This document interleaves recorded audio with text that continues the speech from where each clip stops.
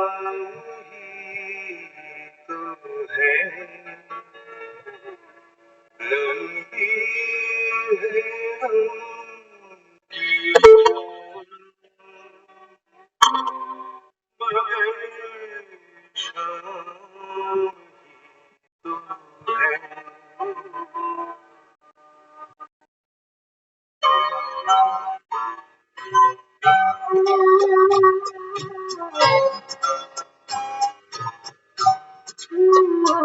ये सफर बहुत है कठिन मगर न उदास हो मेरे हम सफर। ये सफर बहुत है कठिन मगर न उदास हो मेरे हम सफर।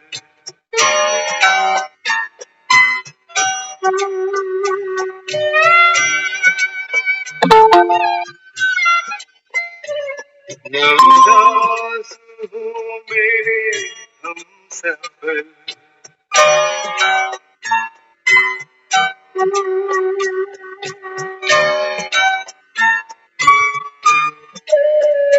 ये सितम की रात है ढलने को है अंधेरा हम कभी ढलने को।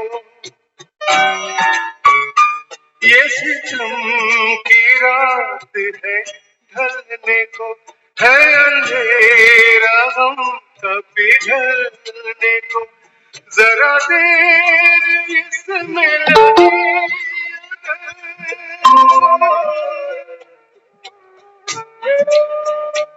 जरा देर इसमें लगे अगर न उदास हो मेरे हम सफर। ये सफर बहुत है कठिन मगर न उदास हो मेरे हम सफर।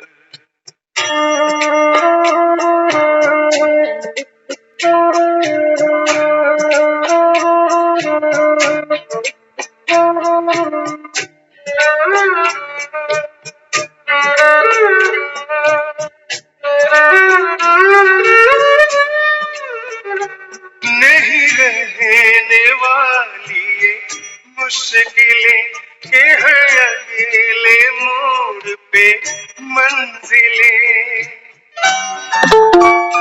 नहीं रहने वाली ये मुश्किलें के हैं अगले मोड़ पे मंजिलें। मेरी बात का तू यकीन कर,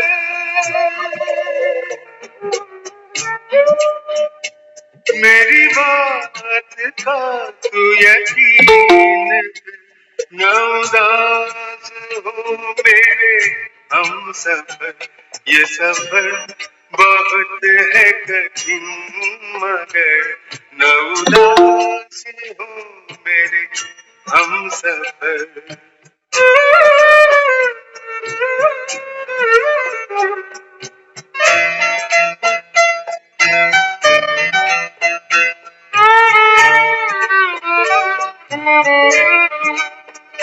कभी ढूंढ लेगा ये कारवां वो नई जमीन नया आसमां।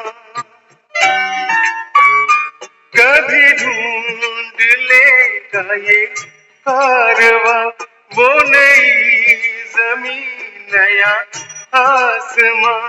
जिसे ढूंढती है तेरी नजर,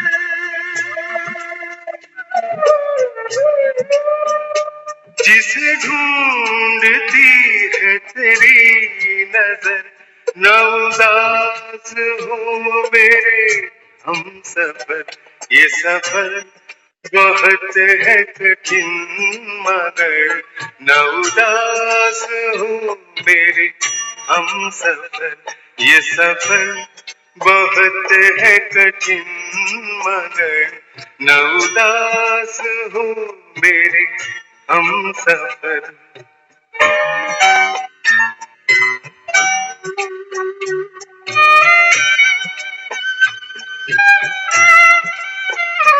न न उदास हो मेरे हमसफर।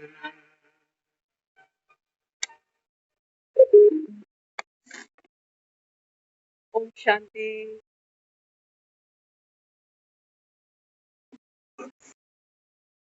तो सतयुग से लेकर के कलयुग तक का बाबा कहते हैं मुझे ये जो सफर है ये लंबा भी बहुत है। बाबा कहते हैं मुझे ये कठिन भी बहुत, लेकिन संगम पर बाबा कहता है बच्चे ना उदास हो। कौन कह रहा है? वाह।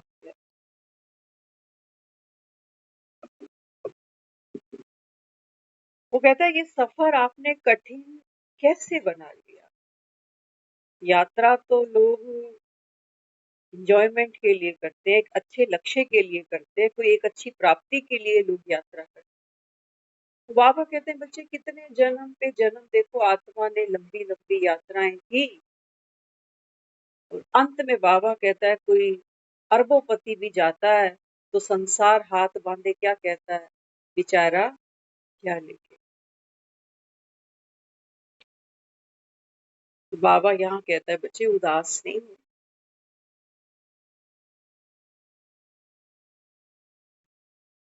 अगले मोड़ पे बाबा कहता है तेरी मंजिल। अगला मोड़ कौन सा? बाबा कहता है तुम कलयुग की इस विषय वैतरणी सी नदी से निकलो। तो बाबा कहता है बच्चे आगे आगे बाबा कहता है एक नई दुनिया है, हमको दिखाई नहीं देती। क्यों दिखाई नहीं देती? क्योंकि बच्चे की हाइट बहुत छोटी होती है,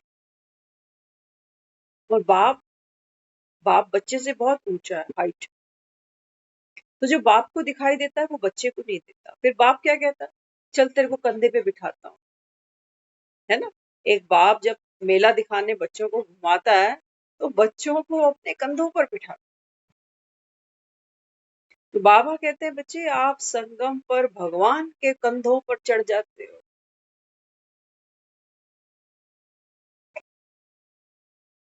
एक बाप एक कंधे पे एक साथ कितने बच्चों को चढ़ा लेगा, और कितनी देर के लिए चढ़ा लेगा। बाबा कहता है यहाँ से चढ़ने वाले नंबरवार। बाबा कहते हैं बच्चे तुम चढ़ते हो ना। बाबा कहता है फिर वो जो माया का पहरा है ना सख्त, बाबा कहता है वो तुमको धड़ाम करके नीचे उतारती है कि कहाँ चढ़ गया, कौन सा मक्खन खाने चल पड़ा, ये घर में रोटियां कौन बनाएगा, इन बच्चों को कौन देखेगा, ये गृहस्थी की गाड़ी को धक्का कैसे लगाएंगे। अगर मुरली सुनने बैठ गए 9 से 10 तो ज्यादा जोर से धक्का लगाना पड़ता है, कितनों को खाना खिलाना। और यही टाइम है भगवान भी आत्माओं को बैठ के बाबा कहता है बच्चे मैं तुमको वो परोस कर देता हूँ जो बाबा कहता है इस संसार पे। हाँ, बाबा कहता है जो तुम थालियां भरते हो ना डोसे की, चाउमीन की, टिक्की की, बाबा कहता है ये तो पेट गटर तक जाती है, बस जीभ स्वाद लेती है। और बाबा कहता है फिर ये भी बाबा कहता है तुम्हारी बीमारी के घर बन जाए। तो बाबा कहता है बच्चे मैं तो तुमको सोम रस पिलाता हूं। ऐसा रस बाबा कहता है जिसको पी करके आत्मा बाबा कहता है अपने सत्य स्वरूप को पहचानती है। और जब अपने सत्य स्वरूप को पहचानती है ना, बाबा कहता है फिर माया बाबा कहता है उसके सामने खड़ी नहीं हो सकती। क्योंकि माया तो बाबा कहता है फेक है। माया माने जो है नहीं लेकिन दिखती है। जैसे दूर से देखो एक रस्सी पड़ी है, लेकिन अचानक से लगता है नहीं सांप है, तो डर जाता है। नजदीक जाएगा, हाथ लगाएगा, कह रहे अरे मैं तो ऐसे ही डर गया, मुझे को लगा शायद सांप है। तो सांप था तो नहीं, लेकिन जितनी देर वो रस्सी सांप लगती रही उतनी देर डरते भी रहे। तो बाबा भी समझाता है, बाबा कहते हैं बच्चे ये सफर बहुत लंबा आपने तय कर लिया। अब बाबा कहता है बच्चे ये ये संसार की यात्रा बाबा कहता है तुम्हारी संपूर्ण होती है अब, है ना। मरने वाले के लिए लोग कह देते हैं कि फलाना पूरा हो गया।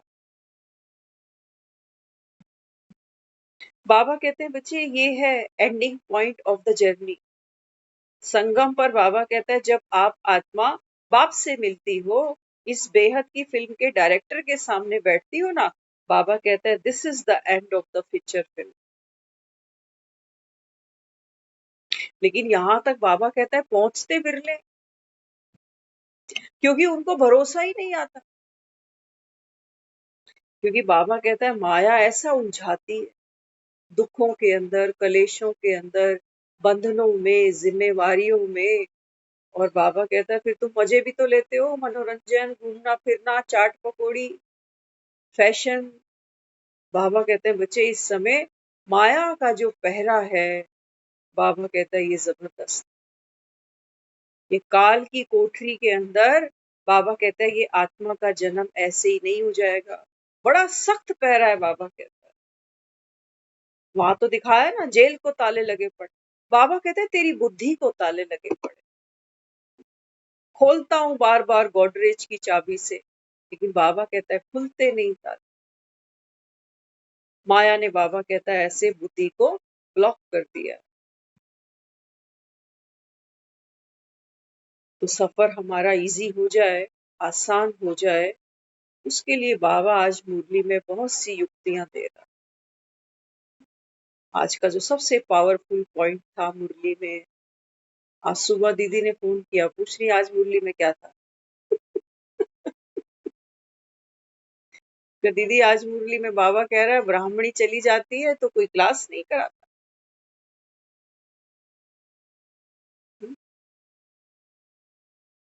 हर बच्चा माँ बाप की छत्र छाया में बड़ा हो, चाहे बेटा हो चाहे बेटी।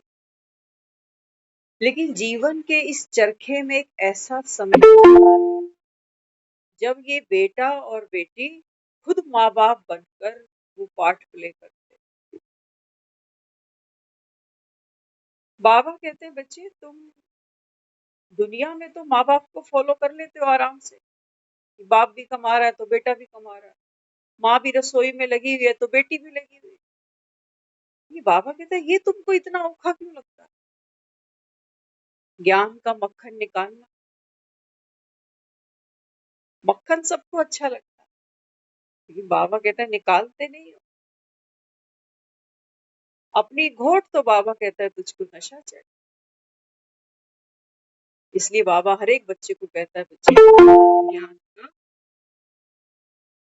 मनन चिंतन करो। खाना है ना तो डॉक्टर भी कहता है एक निवाले को कम से कम 32 बार चबाओ। क्यों कहता है? तो हमारी फूड पाइप है ना वो बहुत पतली है और हमारे पास टाइम नहीं है, हम गटक गटक के खा रहे हैं।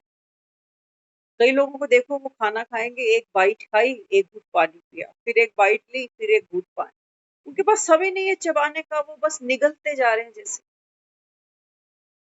पता नहीं क्या कमाना, कहाँ लेके जाना।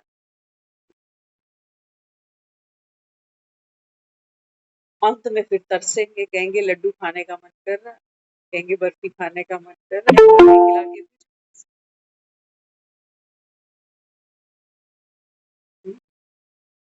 बाबा ने आज की मुरली में सबसे जो पावरफुल पॉइंट, बाबा कहता है बच्चे ये संगम पर तुमको यहाँ बिठाता किस लिए हूँ? दुनिया खेल खेल रही है सुख दुख का, है ना, सब लगे हुए हैं। सारी दुनिया थोड़ी मुरली सुनेगी, लेकिन हर आत्मा अपना अपना पार्ट तो प्ले कर ही रही। लेकिन बाबा कहते हैं बच्चे इस संगम पर जब आप भगवान की क्लासरूम तक पहुंच जाते हो ना, तो बाबा कहते हैं बच्चे जो अतीन्द्रिय सुख तुमको बाबा कहता है नसीब होता है वो संसार में किसी को भी नहीं होता। कहते हैं ना अतीन्द्रिय सुख पूछना हो तो किससे पूछो? भगवान के बच्चों से पूछो। किनसे? बाबा कहता है आप बच्चों से। लेकिन हाँ, बाबा कहते हैं ये अतीन्द्रिय सुख होता क्या है? तो हमारा मन इसकी एक डेफिनेशन क्रिएट कर लेता है। एक सुख तो हम जानते हैं, अच्छा खाना, अच्छा सोना, अच्छा पहनना, घूमना फिरना, लग्जरी गाड़ी, लग्जरी घर, वो सब तो हमको पता है, हमको लगता है ये सुख शरीर से। लेकिन बाबा क्या कहता है? बाबा कहता है अति इंद्रिय, माना इन इंद्रियों के पार का सुख। कितना खा लोगे, ज्यादा खाओगे फूड पॉइजनिंग हो जाएगी। कितना सो लोगे, ज्यादा सोओगे कमर दुखने लग जाएगी। एक साथ एक बार में इस शरीर पर कितने कपड़े पहन सकते हो? एक ही पहन सकते हो। सारी अलमारी तो एक बार पहन के नहीं खड़े हो जाओ। एक लिमिट है, एक दायरा है, एक सीमा है। तो बाबा कहते हैं बच्चे मैं किस चीज की बात करता हूँ? आत्मा। बाबा कहता है ये शरीर के बिना भी आत्मा का अपना अस्तित्व है। आज अगर शरीर बीमार हो जाए तो कहाँ गए सुख दुनिया में? पैसा भी धरा रह गया, घर में बच्चे डॉक्टर थे, आदमी निकल गया। किस काम आई तुम्हारी डिग्रियां, तुम्हारा पैसा? तो बाबा कहते हैं बच्चे इस सुख का तुमने मजा चखा, जिसको मैं कह रहा हूं अतीन्द्रिय सुख? हमें पता ही नहीं है। हमने तो सिर्फ ये देखा है कि कृष्ण ने माखन खाया है चुरा चुरा,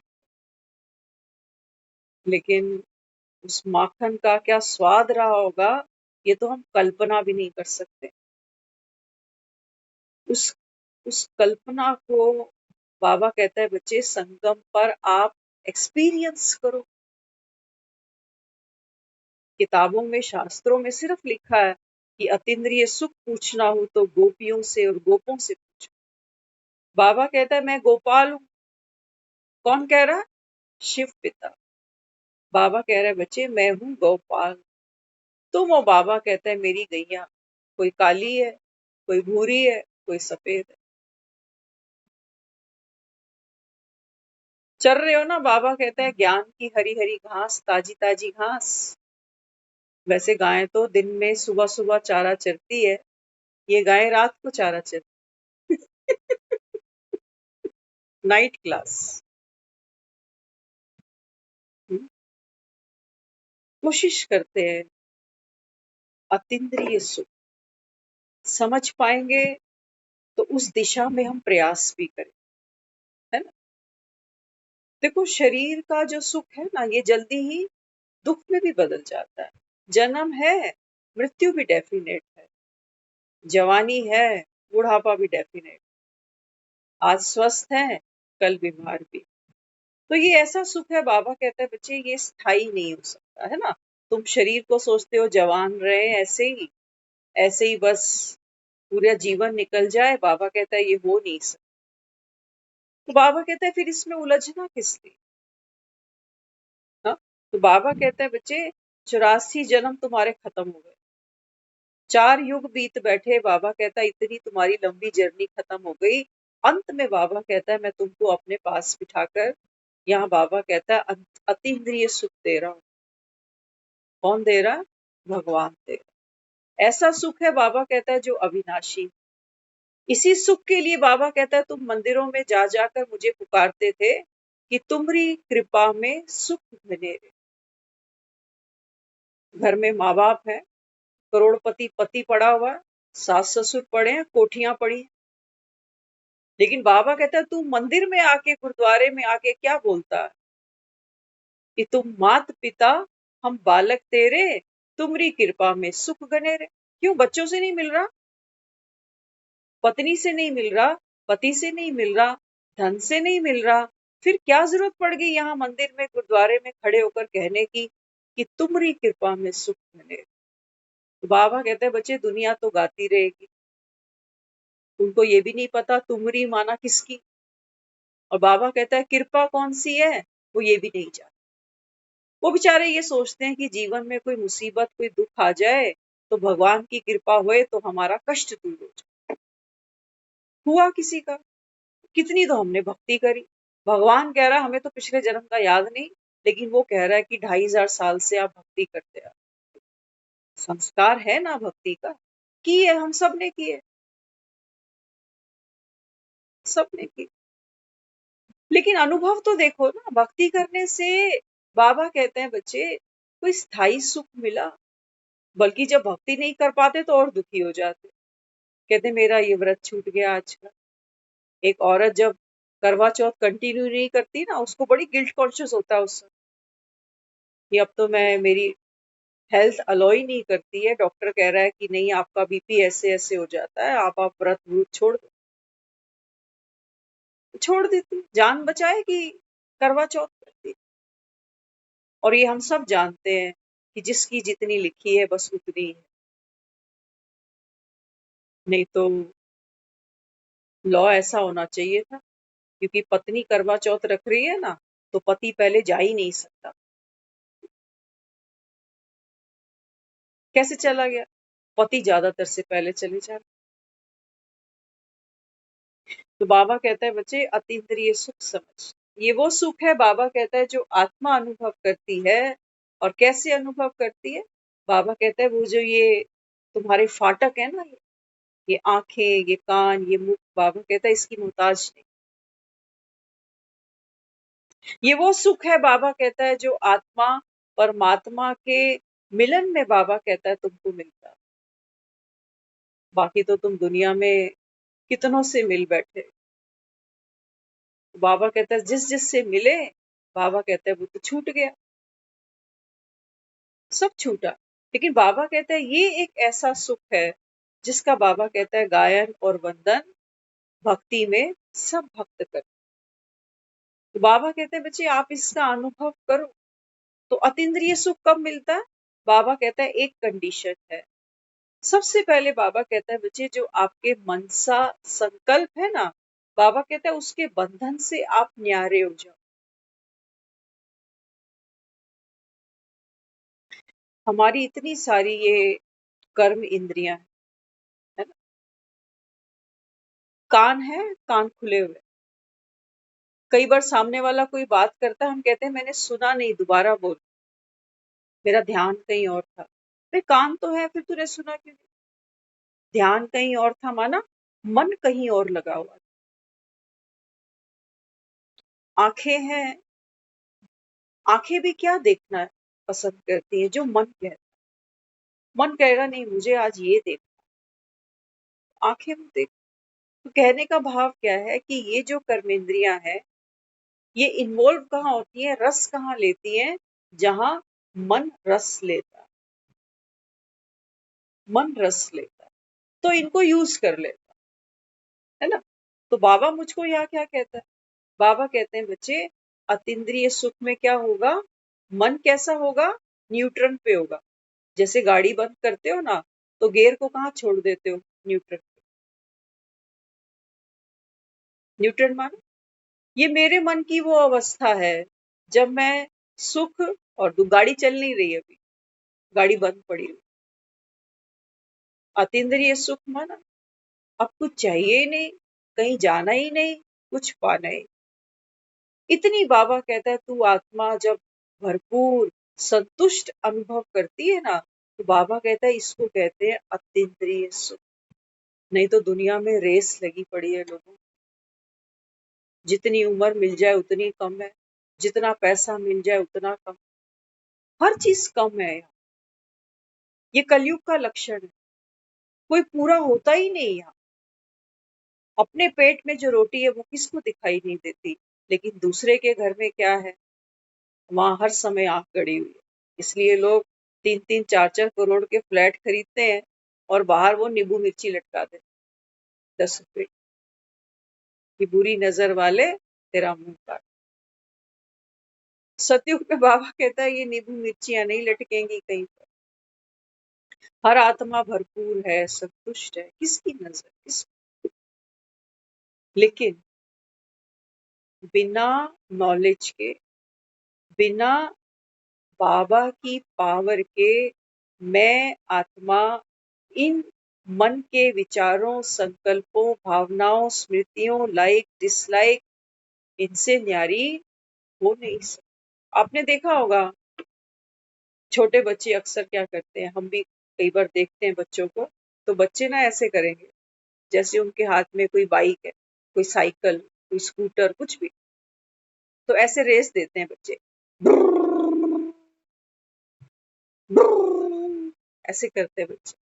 तो पीछे से क्या बोलेंगे, कहेंगे पापा आप पीछे आकर बैठो, मैं स्कूटर चलाता हूँ। रेस देता जाएगा और पापा आकर पीछे बैठे, फिर वो चलाएगा, कहेगा बताओ आपको कहाँ जाना है? तो पापा फिर बताएगा कि मुझे को यहाँ जाना है। दौड़ता जाएगा, खुश हो जाता है बच्चा। बाबा कहते हैं बच्चे आप आत्माओं ने ना ये यात्रा करी है ना। मन तो कहीं रुकता नहीं, मन तो रेस दे रहा है हर समय कि यहाँ चलूं, इससे मिलूं, इससे बात करूं, ये खा लूं, ये बना लूं, ये काम निपटा लूं। रेस दिए जा रहा है मन। और बाबा कहते हैं बच्चे आत्मा क्या करती है, आत्मा इसकी सवारी करती है। थॉट के साथ बाबा कहता है तुम ट्रेवल करते हो, है ना। आपको उठकर अगर पानी पीना है तो सबसे पहले एक विचार मन में आता है कि प्यास लग रही है, गला सूख। तब तब आप दो पांव पे चलकर सोर्स तक पहुंचते हो कि ये ग्लास है, ये पानी है, तो पी ली। थॉट के साथ आत्मा ट्रेवल करती है। जरूरी है, नहीं तो कर्म कैसे कर, है ना। थॉट के साथ ट्रेवल मुझको करना। लिख बाबा कहते हैं वो जो बैठा है ना बाप पीछे, बाइक जो चल रही, उसको पता है कि कहीं पहुंचाएगा थोड़ी ये मुझे, क्योंकि कहीं बाइक है ही नहीं, वो चल ही नहीं रहा। तो बाबा कहते हैं बच्चे आप इतने जन्म लेते लेते संकल्पों की सवारियां करते करते, बाबा कहते हैं तुम कहीं पहुंचे, पहुंचे। बच्चे आए थे, बच्चे से जवान हो गए, जवान से बूढ़े हो गए, और जैसे ही खबर मिली कि फलाना गया, तो हम कह रहे हैं क्या ले गया, पता ही नहीं कहाँ गया।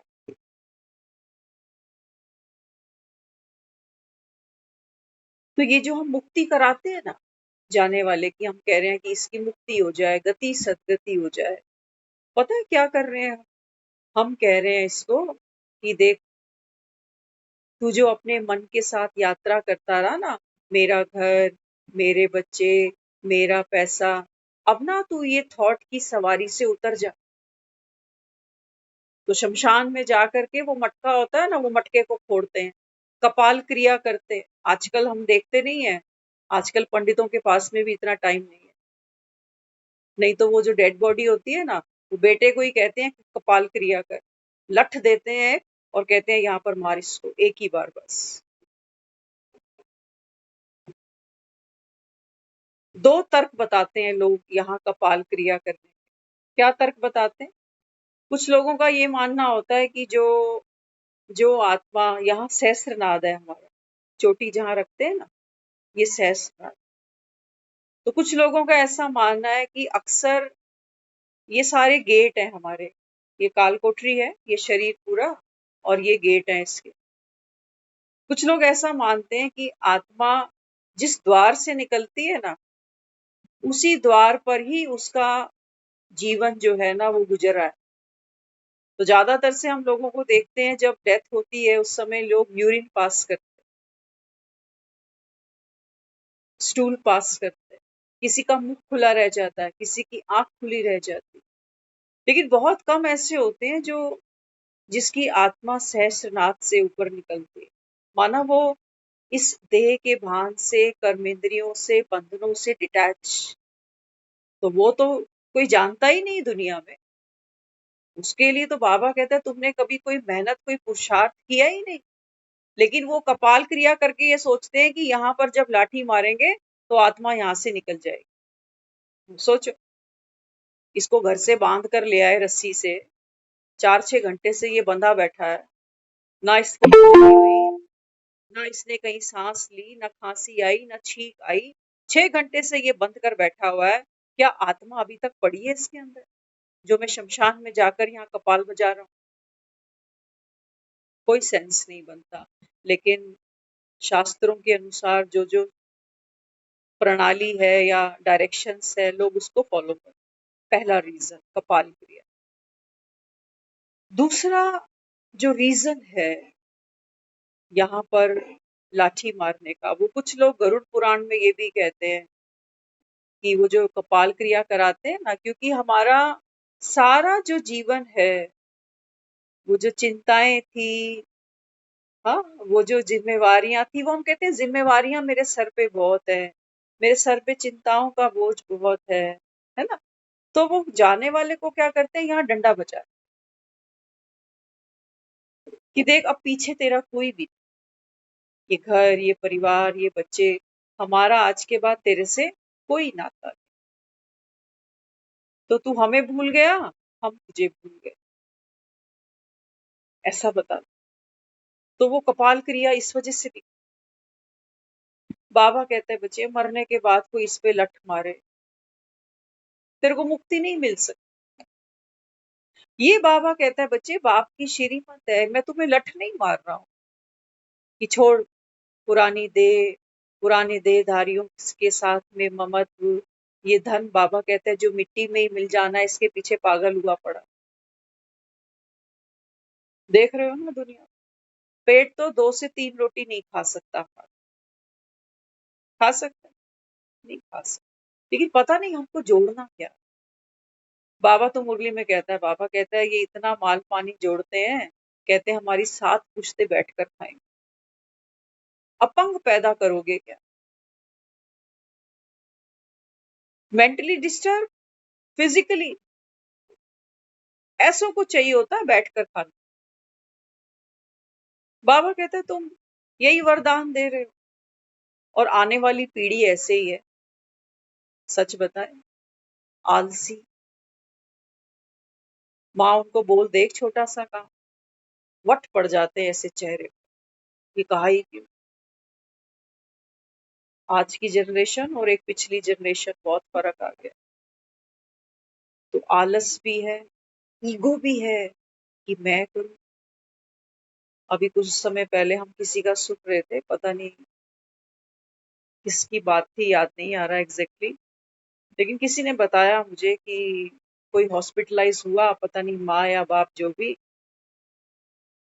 अब घर में बच्चे हैं जवान, अब कोई हॉस्पिटलाइज हो गया तो बच्चों का बनता है ना हॉस्पिटल में जाना आना करना या वहां रुकना। तो बच्चे साफ मना कर रहे हैं, कह रहे हैं अपने बस की बात नहीं है, हम नहीं जा सकते हॉस्पिटल। ये अभी कुछ महीने पहले की बात।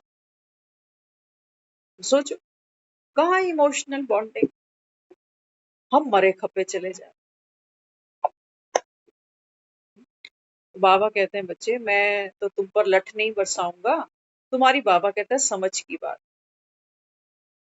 और बाबा जो हमारे अंदर वैराग्य डाल रहा है ना, ये लठ मार नहीं। आपने सुना होगा लोग कई लठ मार होली खेलते हैं, लाठियां मारते हैं। बाबा कहते हैं या तो मेरे रंग में प्यार से रंग जा, या बाबा कहता है जब मौत के डंडे बजेंगे ना, बाबा कहता है ये कख नहीं छोड़ेगी तेरे पास। फिर तो बाबा कहता है हाय हाय करता निकल लियो। तो अतीन्द्रिय सुख का अनुभव करना, ये हमारे अब इस अंतिम जन्म का एकमात्र लक्ष्य है। हमने हलवे हर प्रकार के खा लिए, गाजर के, सूजी के, मूंग दाल के, इसके उसके, सब तरीके। बाबा कहते हैं बच्चे इससे बात नहीं बनती। अब बाबा कहता है बच्चे अम्मा मरे, अब हलवा खाना। वो तो हलवा खिलाकर हमको इतना शक्तिशाली बना रहा है। बाबा कहते हैं बच्चे मैं तो आपको श्रीमत से समझ देता हूँ। अतीन्द्रिय सुख बाबा, हर कोई बच्चा बाबा कहता है यहाँ नंबर बार बैठा हो। वो सोचते हैं कई कि भगवान जिनको अतीन्द्रिय सुख देता है ना, वो तो गदगद हो जाता, लेकिन होता क्या है, मिलता कैसा है, वो कोई नहीं जानता। सिर्फ शब्दों को हम पकड़ रहे हैं, रट रहे हैं जैसे। तो बाबा कहते हैं बच्चे जो आत्मा, देखो तराजू पकड़ते हो ना, है ना, तराजू के 2 पलड़े, ऊपर नीचे, ये नाच चलता रहता है नीचे। ये संसार है हमारा, इस संसार में उतार चढ़ाव आते रहे, कभी सुख कभी दुख, कभी आना कभी जाना, कभी खोना कभी पाना। आज एक बहन सुबह बता रही, कहती हमारे पड़ोस में 28 साल का एक लड़का गुजर गया। तो कहते हैं 3 दिन से हमारी भी हालत कुछ अच्छी नहीं। आत्मा क्या कर रही है, ये विचार है ना, ये रेस दे रहे हैं, वो बैठ जाती पीछे। और अगर सोचो किसी को गाड़ी चलानी नहीं आती, आप पीछे बैठ जाओ, क्या हाल होगा आपका। ये हमारे संकल्प भी बड़े टेढ़े से हैं, बड़ी उछल कूद करते हैं, इन्हें पता ही नहीं चलता कि कहाँ स्पीड ब्रेकर आ रहा है, उछलते जा। तो हमारे अंदर कितनी एग्जाइटी, कितनी घबराहट, कितनी टेंशन कहाँ से आ रही है ये। अरे पुराने लोगों के पास तो बड़ा वर्क प्रेशर होता था, आज कहाँ है किसी के पास वर्क प्रेशर। दिमाग से काम हो रहे हैं सारे, हाथों से तो हम कोई काम कम ही करते हैं, उंगलियों से सारे काम मोबाइल पर कर रही है दुनिया। तभी बीमारियां हैं। एक फोन करते हैं, ग्रोसरी आ जाती है घर, एक फोन सारा काम फोन कर रहा है। हम सीढ़ियां उतरना चढ़ना ही पसंद नहीं। हमारे लिए पार तक जाना बड़ी मुसीबत का काम। हमें उस घर से निकलते ही गाड़ियां चाहिए, कैब चाहिए। और पुराना आदमी सचमुच हमको घर भी एसी चाहिए, गाड़ी भी, दफ्तर भी। बिना एसी के हम खड़े नहीं हो पाते। क्या कहोगे इसको। पापड़ तोल पहलवान, बर्दाश्त ही नहीं, कहते गर्मी बर्दाश्त नहीं होती है उसको, बिना एसी के रह नहीं सकता ये। शमशान में एसी नहीं लगा होता, वहां लकड़ियां पूछते हैं कितने किलो लकड़ी। बाबा कहते हैं बच्चे एसी में बैठना है बैठ जाओ, लेकिन बाबा कहता है वो जो दुख के तुमको सेक लगेंगे, सेक लगते हैं ना दुख के, सबको लगते हैं, ऐसा कोई है नहीं दुनिया। तो बाबा कहते हैं जब आपको दुख के सेक लगेंगे, तो बाबा कहता है ये जो ज्ञान तुमको दे रहा हूं ना बच्चे, बाबा कहता है ये तुमको ठंडक दे। इसके लिए समय नहीं है तुम्हारे पास, इसके लिए हमारे पास समय। हम कह रहे हैं हम कमा लें, बच्चों को तो देख लें, बच्चे हमारे मुक्ति कराएंगे, पंडित जी के पास जाएंगे। हमने अपने माँ बाप की करा दी, फिर ये हमारी कराएंगे, फिर इन रघुकुल रीत सदा चली। बाबा कहते वहां कोई आया ही नहीं मेरे पास, 4 युग बीत गए। 4 युग से बाबा कहता ऊपर कोई पहुंचा ही नहीं, दुनिया मर खप रही है, कहाँ जा रही है सारी। तुम सोच रहे हो कि फलाना भगवान के घर चला गया, स्वर्ग में चला गया। बाबा कह रहा है फिर तुम उसको यहाँ बुला लेते हो, आजा। कौवे को भी बुलाया है तो कुत्ते को भी आज खीर और पूड़ी खिला रहे हैं, तू भी आके तेरे हिस्से की खा ले। बाबा कहते हैं वो स्वर्ग छोड़ के तुम्हारे यहाँ नर्क में आता है। और अब तो ये नर्क है, बहुएं बता देना कौन सी हैं जो सुबह उठकर 6-7 बजे खीर और पूड़ियां बना रही। अगर कहीं बन भी रहा है ना, तो डर से बन रहा है, प्रेशर से बन रहा है। भावना किसमें भाव। बाबा कहते बच्चे वो तुम मान लेते हो कि कोई 20 साल पहले गुजर गया, कोई 10 साल पहले गुजर गया, वो अभी भी वो हर साल एक ही बार खाना खाता है तुम्हारा, बाकी 364 दिन कहाँ जाएगा वो। ये तो अच्छा है कि श्राद्ध साल में एक बार करना, रोज करना होता तो कहते तू जिंदा ही अच्छा था, मरा काहे को। पंडित को और चक्कर पड़ गया कि पंडित को पहले खिलाओ, तू ही बैठ के खा लेता, कभी ठंडी भी खा लेता, कभी एक सब्जी 2 बार भी खा लेता। ये पंडित को तो बुलाते हैं तो 3-4 सब्जियां पहले रखनी पड़ती, दक्षिणा अलग देते हैं, पैर इसके अलग छूते हैं।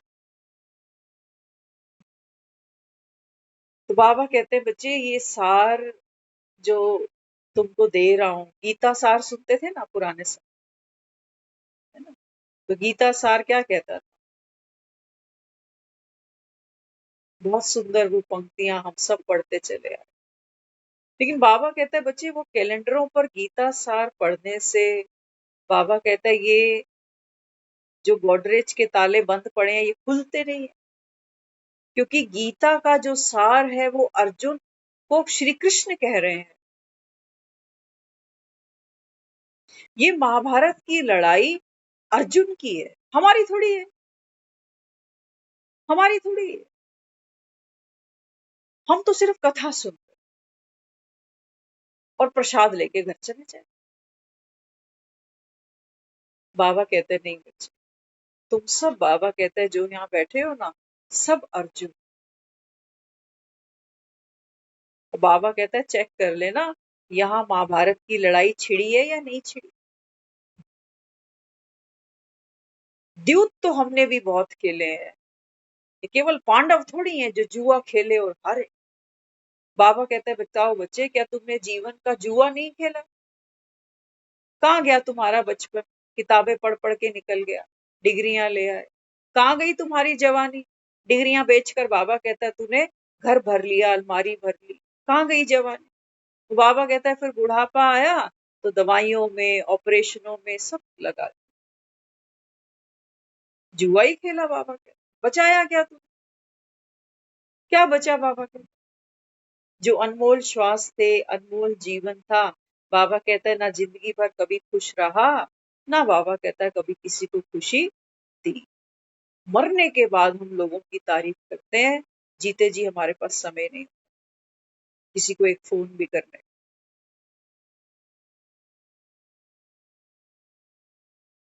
इसलिए बाबा बाबा कहते हैं बच्चे संसार को तो छोड़ो, है ना।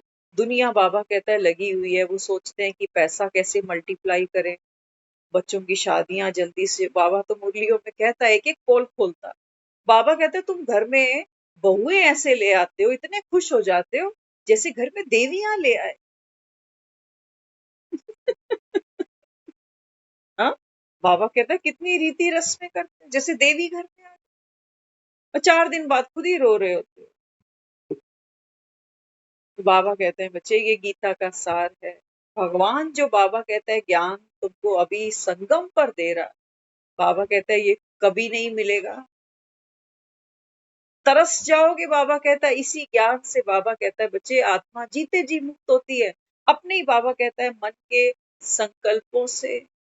तुम, बाबा कहता है इसकी सवारी से विराम हो जाते हो, डिटैच हो जाते हो कि मन संकल्प चलाएगा जी। बच्चा है, बच्चा तो भुर्र भुर्र करेगा, बच्चे को तो खेलना। लेकिन बाबा कहता है बच्चे तेरे को तो इतनी अकल हो ना कम से कम, कि मन के पीछे बैठकर मैं कितना चला, कितना चला। और सचमुच अगर हम पुराने समय को अपने याद करें ना, ज्ञान में आने से पहले काफी अकल आ रही थी धीरे धीरे, लेकिन एक्सट्रीम यहाँ पर पहुंच जाएंगे ये कभी सोचा नहीं, अकल आ रही थी। तो बाबा कहते हैं बच्चे दुनिया 80 साल में कहेगी कि बाल सफेद कर लिए हमने, धूप में नहीं करे। बाबा कहता अब इतना टाइम नहीं है, क्योंकि आपको फिर बाबा कहता है अपने ऊपर काम भी करना है, पुरुषार्थ भी करना है। तो वो कब करोगे? वो कब होगा बाबा? तो मुरली सुनना माना। बाबा कहते हैं बच्चे आत्मा के अपने ही सत्य को, बाबा कहता है बच्चे अनुभव कर।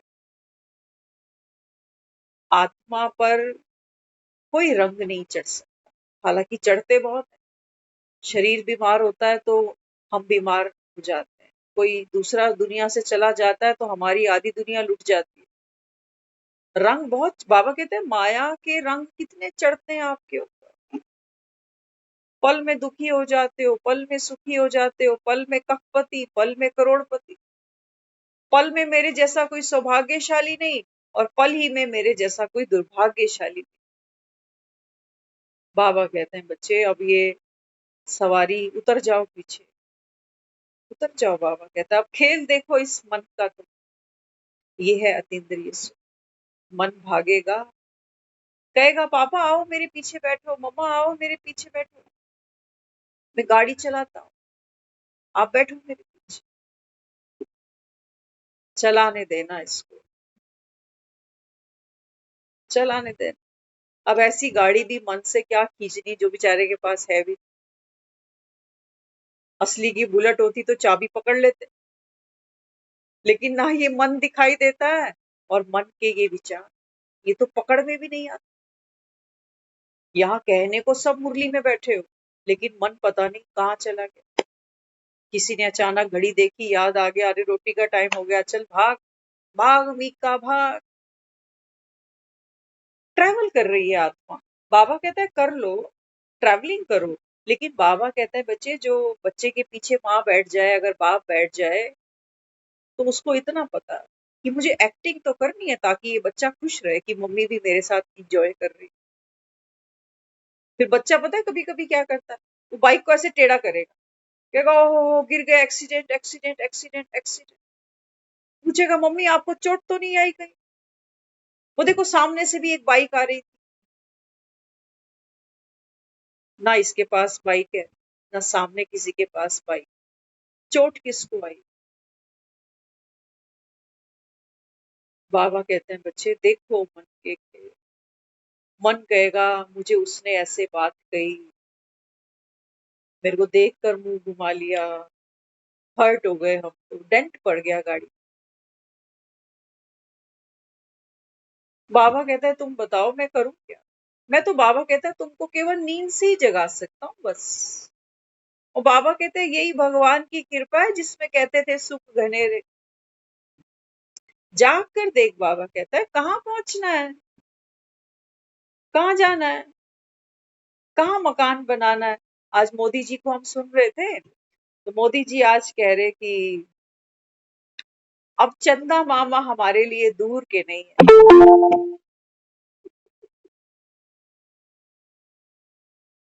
अब चंदा मामा, पहले कहते थे ना चंदा मामा दूर के, अब दूर के नहीं है चंदा मामा, अब तो बहुत नजदीक का हो गया। बाबा कहता है बच्चे, चंदा मामा तुम्हारा नजदीक हो गया, सगा बन गया तुम्हारा। और बाबा कहता है तुझ आत्मा का बाप कितना दूर तुमको दिखाई देता है, कि पता नहीं भगवान कहाँ है, क्यों नहीं हमारी सुनता। बाबा कहते हैं बच्चे मैं तो सामने ही हूँ तेरे। लेकिन हाँ, बाबा कहता है तू मुझे देख के कब पाएगा? बाबा कहते हैं बच्चे, जब आत्मा का ये ज्ञान का तीसरा नेत्र खुलता है, बाबा कहते हैं तुम तभी मुझे पहचान पाओ। तो कोई भी जब पहली बार राजयोग का अभ्यास करता है, तो सबसे पहले बाबा उसको क्या देता है? ये चाबी पकड़ा। कहता है बच्चे ये चाबी आप पकड़ के रखना, इसको बाबा कहता है गुम नहीं करना। माया आके बार बार इसी को बंद करेगी कि ये दुकान बंद कर, अभी अभी काम बहुत फैला हुआ है घर में, अभी मेरे बच्चे छोटे हैं। बच्चे तो छोटे ही रहेंगे, आप 80 साल के हो जाओ, ये बच्चे 45-50 तक आ जाएंगे, तब भी ये बच्चे छोटे ही रहने। टाइम आ गया है, बाबा कहते हैं बच्चे भगवान बिगुल बजा रहा है, सीटी बजा रहा है कि घर जाना है, घर जाना है, घर जाना है। तुम्हारी आंख नहीं खुलती, तुम सोए पड़े हो, गहरे गहरे लंबे लंबे सपने देखते हो। कितनी अर्थियां जाते हम देखते हैं दुनिया से। थोड़ी सी देर हमको शमशानी वैराग आ जाता है। हम जब अपने मदर को देखते थे ना, तो देखो जागरण कैसा करती है आत्मा। आत्मा को तो हमको पता भी नहीं होता था उस समय पर, लेकिन मन में यह आता था कि हर महीने की ये जो तारीख आएगी ना, इसमें ममता अपनी जिंदगी जिए। ऐसी ऐसा ये महीने का एक दिन, जब तक मैं दुनिया में हूँ, महीने का ये एक ये जो डे है, जो भी तारीख वो थी, कहते थे हर महीने की ये तारीख मैं अपने लिए जीऊं।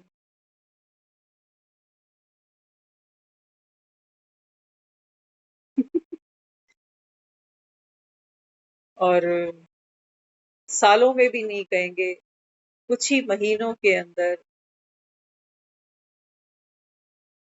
वो तराजू का पलड़ा नीचे चला। उस समय लगता था कि पता नहीं मेरे पास कितनी जिंदगी पड़ी।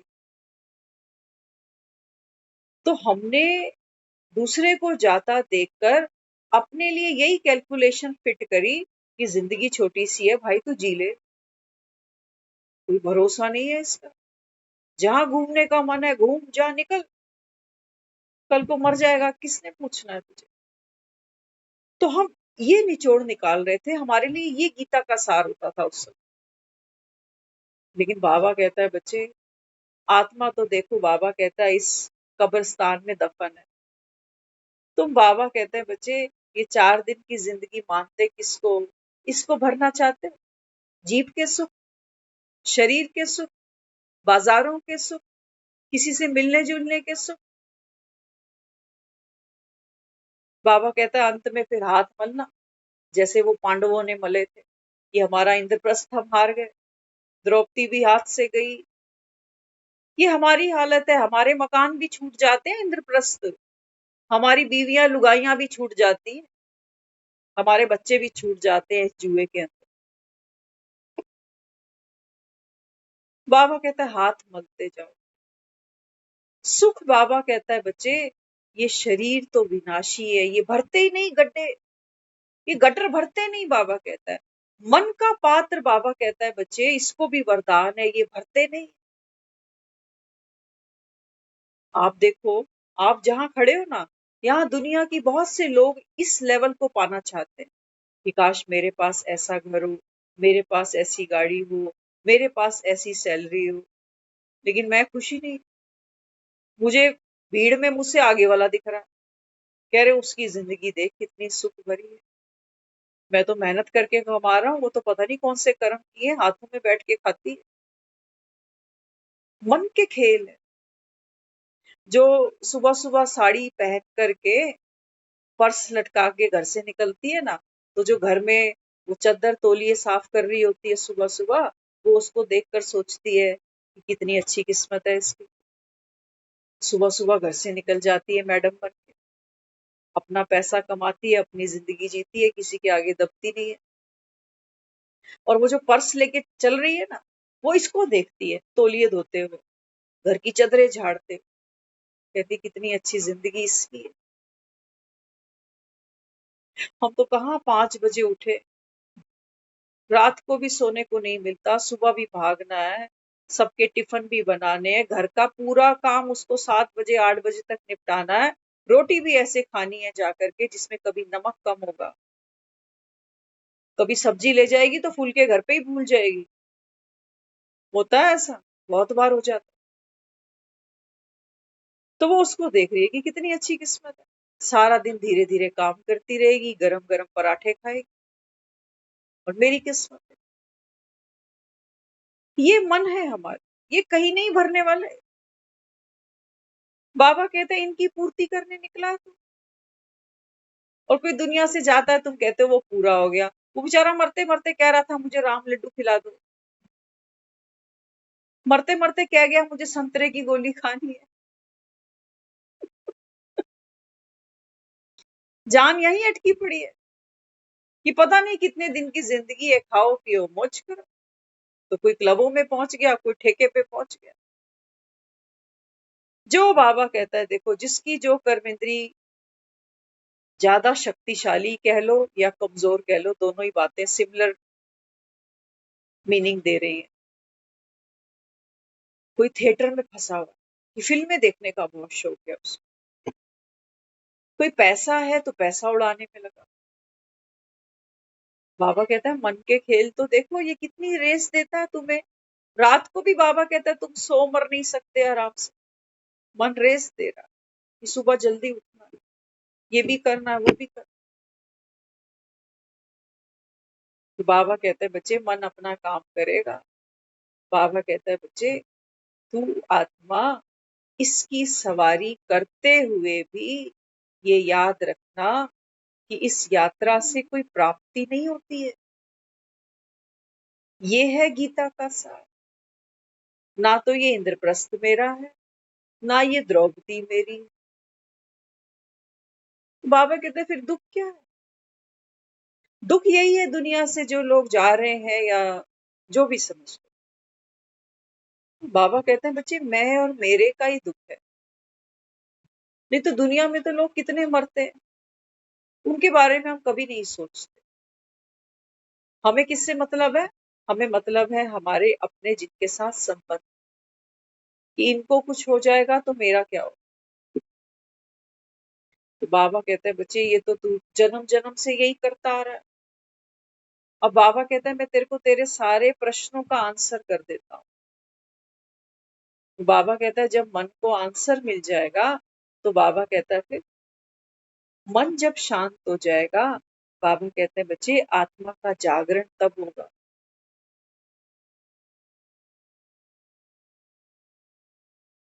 आत्मा का जागरण तब होता है। कहा ना बाबा ने, आप आत्मा शांत स्वरूप हो, साइलेंस। तो साइलेंस किसका है? सीता को ये समझ में आ जाए कि सोने के मृग कहाँ होते हैं।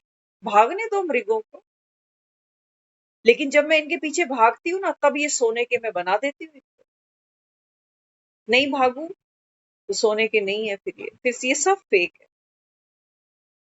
लेकिन ये हमको जीते जी समझ में नहीं आता।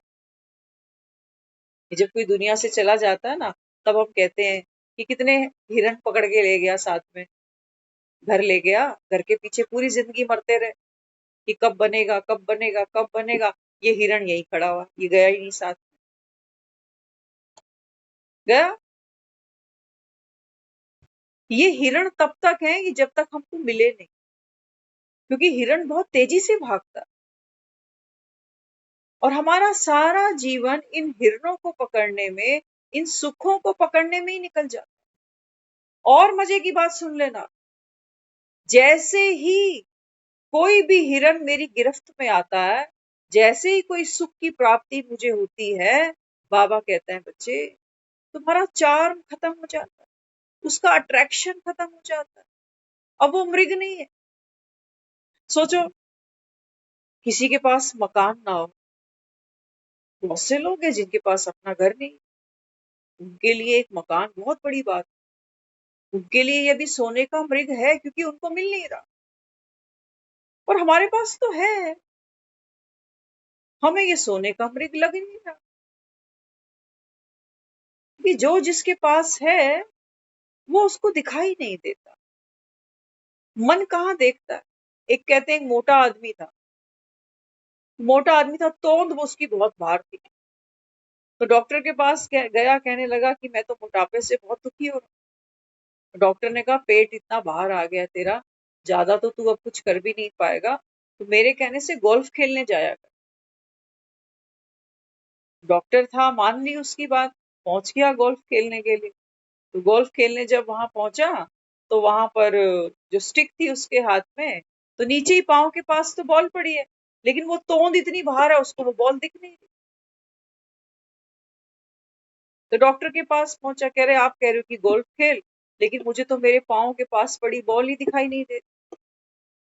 दूर पड़ी हुई बॉल दिखाई देती है, अपने पांव के नीचे पड़ी बॉल दिखाई नहीं दे रही, क्योंकि तोंद इतनी पड़ी। बाबा कहता है बच्चे ये हालत तुम्हारी, जो सुख तुम्हारे नीचे है, तुम्हें मिले हुए हैं, बाबा कहते हैं ये तुम्हें दिखते नहीं, यही तो माया है। और बाबा कहता है जो सुख तुमको मिल भी गए ना, बाबा कहते हैं ये अगली यात्रा पे तेरे साथ थोड़ी चले। जो डिग्रियां अभी मिल गई यही छूटेगी, क्या लेके जाओगे? दिखाना मैं तो पिछले जन्म में डॉक्टर था।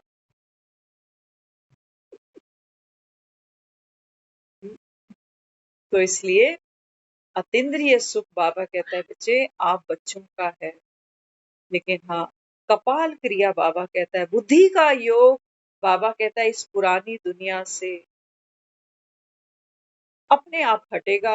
हटाने की भी बाबा कहता है मेहनत नहीं, क्योंकि देसी घी और डालडे में फर्क पता चल जाता है, अंधों को भी पता चल जाता है। तो बाबा कहता है बच्चे इतना जीवन तुमने निकाल ही लिया, देख लिया ना सुख और दुख का। बाबा कहता है ये जलेबियां खा के तुमने देख ली, कुछ तुमको नहीं मिलना। बाबा कहता है और समय अभी थोड़ा रह गया है। तो इसलिए बाबा कहता है बच्चे बंधन मुक्त बनो, ये है कपाल क्रिया। कर्म का भी बंधन नहीं, सेवा का भी बंधन नहीं। काम कर लो, ये जरूरी नहीं है कि अगर भैंस को गाय को मैंने खूंटे से बांधा है वो तभी दूध दे रही है। नहीं, रस्सी खोल भी दोगे ना, तब भी ये गाय दूध ही देगी, ये लस्सी नहीं देगी, शिकंजी नहीं देगी, इसने देना दूध ही है। बाबा कहता है आप भी कर्म कर लो, थोड़ा सा समय रह गया। बाबा कहता है लेकिन बंधन में नहीं बंधो अपने को। बाबा कहता है आत्मा जा वही हो, बाबा कहता है पाठधारी तो बाबा कहता है यहाँ से कुछ नहीं ले जाता, लेकिन जो आत्मा बिंदु बनकर पाठ खेलते हैं, बाबा कहते हैं बच्चे दुनिया उनका गायन करती है। हनुमान का गायन क्यों करते हैं? क्यों क्यों किया हमने हनुमान का गायन? कौन है जो छाती फाड़ देगा? क्या दिखाया ये सब? हम शरीर की महिमा नहीं कर रहे हैं। शरीर तो आज हनुमान का कहीं पर भी नहीं है, लेकिन उस साकार के अंदर हम उस निराकारी आत्मा का गुणगान करते हैं कि जय हनुमान ज्ञान गुण सागर, कि ऐसी तू आत्मा थी जो ज्ञान और गुणों का सागर बन गई। तो बाबा कहते हैं बच्चे आप भी आत्मा बनकर पाठ खेलो। यही बाबा कहता है अतीन्द्रिय सुख है। इसी से बाबा कहता है बच्चे आपकी जन्म जन्म की कमाई है। तो वाणी को यही आराम देंगे। हमारी आपकी अलविदा है। बाबा ने आज कहा है ना मुरली में, अनीता दीदी चली गई?